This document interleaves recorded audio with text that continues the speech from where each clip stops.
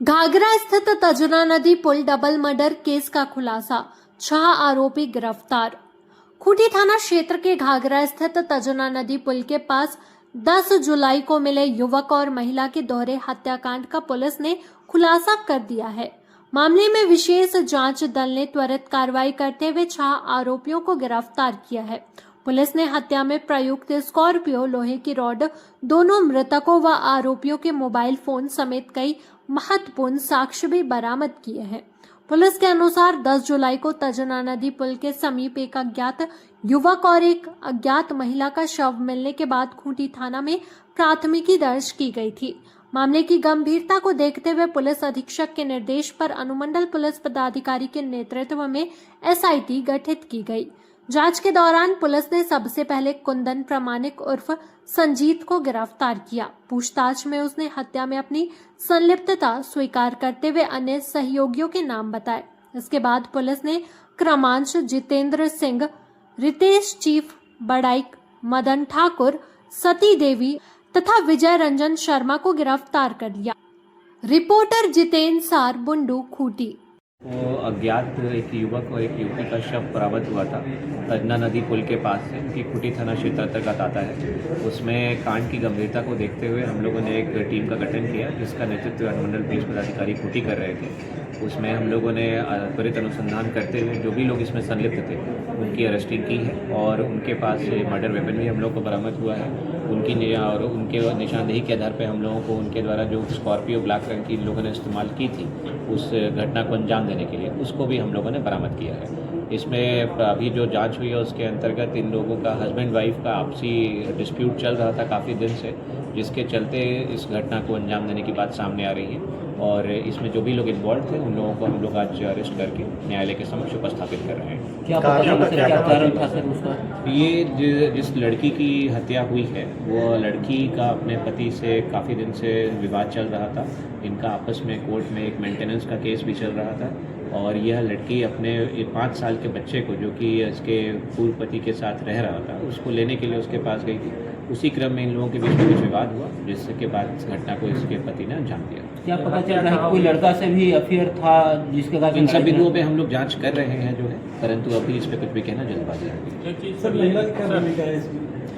जो लड़की जिस महिला को अरेस्ट किया गया है उसका रोल जो है मेनली, जब ये जिस व्यक्ति ने मेनली हत्या को अंजाम दिया और जो इस पूरी घटना में संलिप्त था वह उसकी बहन है और यह उसके घर ही जा कर के रुका था और रात में उसके घर रुकने के समय पे इन लोगों का पूरा इनको मालूम था कि क्या घटना को अंजाम दिया गया है, तो इन लोगों ने साक्ष्य छुपाने में पूर्णतः उनकी मदद की है। किस प्रकार से योजना बनाया था कि उस पर हम लोग भी जांच कर रहे हैं जो है। इन लोगों को उनके द्वारा जो है गुमला थाना क्षेत्र करंज है वहाँ से इन लोगों को उठाया गया था, उसके बाद से ही इनके द्वारा इस घटना को अंजाम दिया गया। सर बोल रहे हैं सर हत्या सर करंज में ही हुई थी?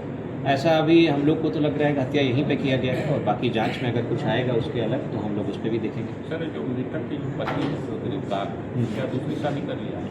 ऐसा सुनने में आ रहा है हम लोगों को कि उसके द्वारा किसी और एक महिला के साथ भी संबंध थे उसके, परंतु उसका कोई कोर्ट से हम लोग को जब तक प्रमाण नहीं मिलता तो उस पर कुछ भी कहना उचित नहीं है। मृतक महिला का भी किसी दूसरे पुरुष के साथ कोई संबंध? उस पर भी हम लोग जांच कर रहे हैं, जैसे ही उसमें हम लोग कुछ क्लैरिटी आएगी तो हम लोग बता पाएंगे बेहतर। सर चूँकि बॉडी क्राइम मीटिंग भी अपनी आयोजित की थी, इसमें हम लोगों ने जो भी हम लोग का पास्ट मंथ में क्राइम के प्रति जो पुलिस के द्वारा कार्य किया गया है उसकी समीक्षा की गई। इसमें हम लोगों ने देखा कि लगभग हम लोगों ने जितने कांड प्रतिवेदित हुए थे उसकी अपेक्षाकृत, जैसे 100 कांड प्रतिवेदित हुए तो 120% हम लोगों की तरफ से निष्पादन किया गया, जो कि एक अच्छी उपलब्धि रही।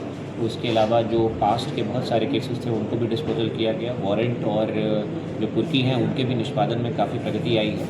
यूडी केसेस और जो यूडी कांड होते हैं उनके भी हम लोगों के द्वारा लगातार फॉलोअप किया जा रहा है और उसमें भी हम लोगों ने अच्छी प्रगति हासिल करी है। इसके अलावा जो भविष्य की कार्य योजनाएँ हम लोगों की, जैसे अभी श्रावणी मास आ रहा है और जो कल हम लोग के जिला अंतर्गत जो एक छोटी सी रथ यात्रा निकाली जाती है शहर थाना क्षेत्र अंतर्गत, उसकी भी सुरक्षा के दृष्टिकोण से हम लोगों ने समीक्षा की है और आशा करते हैं कि वो शांतिपूर्वक निकलेगी।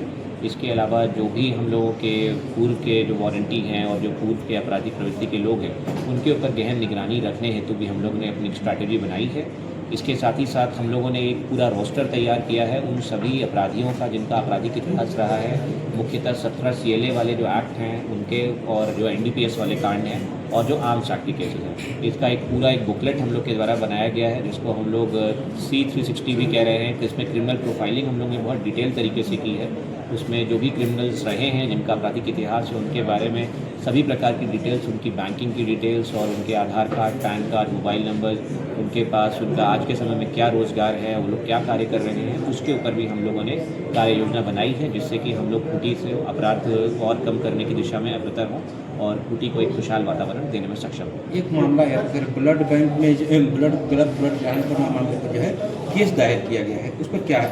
बिरसा एक यहाँ पे एक प्राइवेट हॉस्पिटल है, वहाँ पे कुछ शिकायत हम लोग को प्राप्त हुई थी, तो हमको लगता है उसमें कांड भी प्रतिवेदित करवाया गया है। जो मृतक के व्यक्ति के परिजन हैं उनके द्वारा कांड अनुसंधान अंतर्गत है, उसमें जैसे भी जांच आगे बढ़ेगी तो उसमें हम लोग बेटर अपडेट कर पाएंगे। अभी तक क्या हुआ है उसमें से उपलब्धि सर? अभी तक उसमें कुछ उपलब्धि हुआ है सर? उपलब्धि जैसा उसमें कुछ बात नहीं है, उसमें केस अंडरवेट है जिसमें जो भी जिसका भी अगर नेग्लिजेंस सामने आएगा तो उसके ऊपर नियमानुसार कार्रवाई की जाएगी। सर बुकलेट में कितने नक्सलियों को या अपराधियों को शामिल किया? वो बुकलेट में मतलब काफ़ी पूरे डिस्ट्रिक्ट का है, बुकलेट